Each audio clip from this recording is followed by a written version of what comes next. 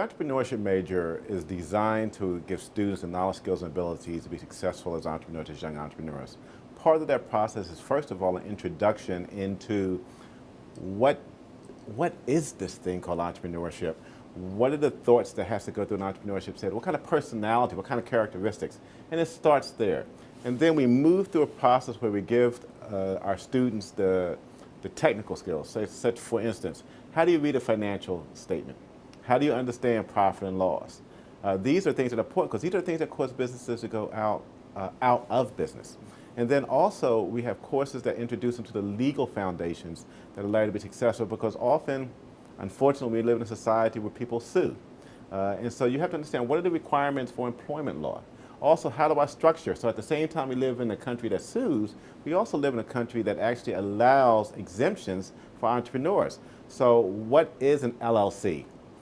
How does that differ from a sole proprietor? And if you're listening to this and you don't know these things, maybe you should come take the course. So these things are very important for entrepreneurs. And then we end at the back end of the program exploring issues of direct involvement. Students have to do what we call a practicum or internship for a startup company that allows them to get first-hand experience on what it's like to launch, start, manage, build business with a new company. An entrepreneur is a person who's willing to put their money at risk in order to build a business, often based upon innovation or adaptation. Why do I use those two terms, innovation and adaptation?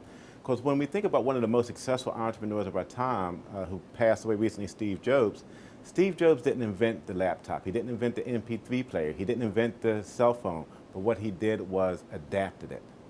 But there are others who come up with brand new ideals. So even as we're standing here speaking now, recording on new technology, we're able to use high definition cameras, we're able to use digital imagery, we're able to use software that may not have been in existence. And if we think about things in our lives that have become commonplace, they didn't even exist 10 years ago, such as Facebook, Twitter.